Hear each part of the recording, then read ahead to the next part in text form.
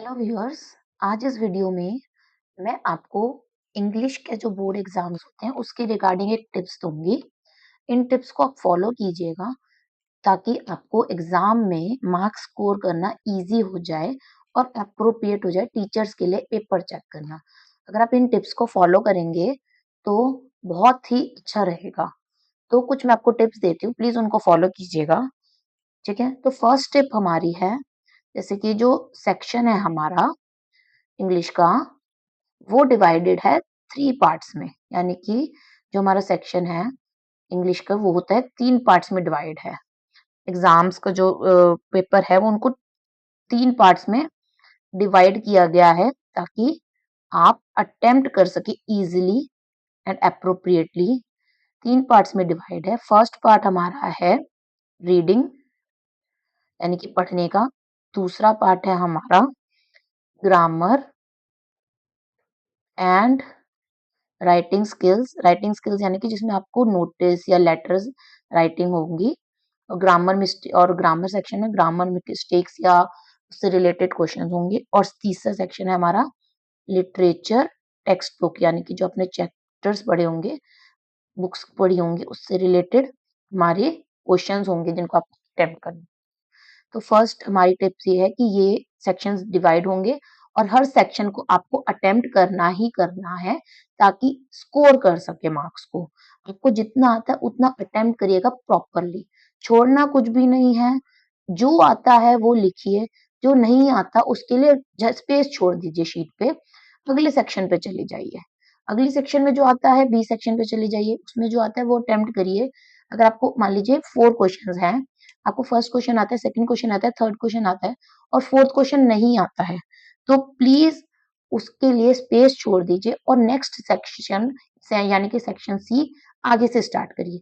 बीच में कुचर मुचर मत कीजिएगा, वरना टीचर्स को कुछ समझ नहीं आता कि आपने कौन सा क्वेश्चन कब अटेम्प्ट किया।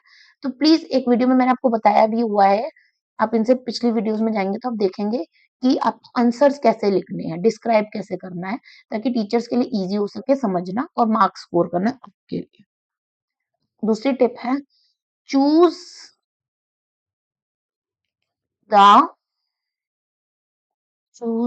आंसर केयरफुली इन रीडिंग सेक्शन।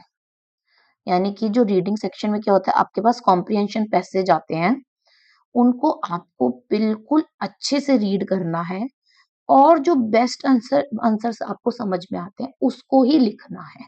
जो सबसे अप्रोप्रिएट आपको आंसर लगता है उसको लिखना है, क्योंकि कॉम्प्रिहेंशन पैसेज सबसे आसान होते हैं अटेम्प्ट करने और उसमें फुल मार्क्स आने के बिल्कुल चांसेस होते हैं। तो जो सबसे आपको सही लग रहा है उसी के बारे में, उसी को आंसर लिखिए, उसके बारे में ही लिखिए।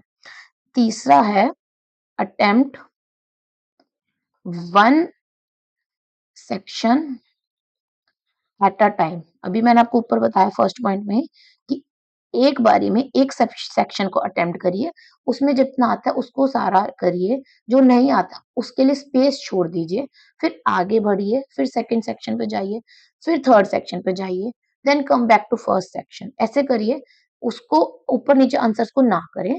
आपको नहीं आता है प्लीज स्पेस छोड़ दीजिए, फिर अगला करिए, फिर नेक्स्ट सेक्शन करिए, एक एक सेक्शन एक एक अटेम्प्ट करिए ताकि स्कोर करना बहुत आसान हो जाएगा। एक है हमारा, चूज द बेस्ट वन